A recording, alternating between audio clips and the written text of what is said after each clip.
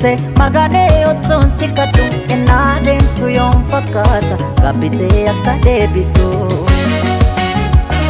Nan beeka otoo hin beekin akka deemtee na darbite garuu maal godhuu garaa koo ifama kee yoon fudhate. Dogoggora keen dabalee gocha kan kootu na aarse ifama kee otoon furdee naanis nan gabbadee. Dogoggora keen dabalee gocha kan kootu na aarse ifama kee otoon furdee naanis nan gabbadee. Kanan beeki atoo sajjita jaalatu yaadiin halaala keesse gati kootu yoo dandeesse anis nan gabbadee bisee keessa koo na dirqisiise. Anis nan gabbadee bisee dhugaatu na dirqisiise.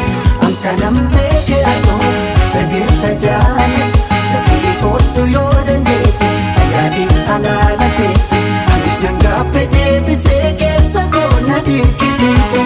Anis nan gabbadee bisee dhugaatu na dirqisiise.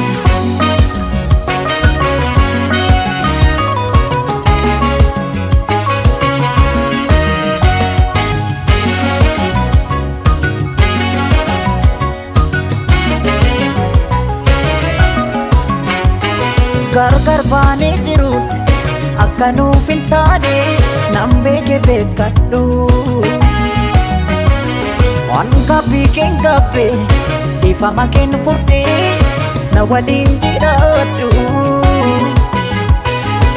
Dameen jeeqamne jiruu keenyas jeeqne maaliif adda baana? Anis badii qabu atis qulqulluudha koo waliin jiraanna.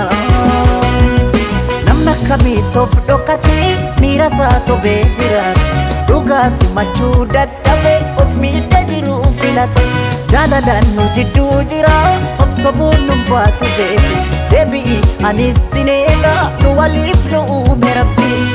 Kanan beeki atoo sajjita jaalatu yaadiin halaala keesse gati kootu yoo dandeesse. Anis nan gabbadee bisee keessa koo na dirqisiise. Anis nan gabbadee bisee dhugaatu na dirqisiise. Kanan beeki atoo sajjita jaalatu gati kootu yoo dandeesse yaadiin halaala keesse. Anis nan gabbadee bisee keessa koo na dirqisiise. Anis nan gabbadee bisee dhugaatu na dirqisiise. Yaadiin halaala keesse gati kootu yoo dandeesse.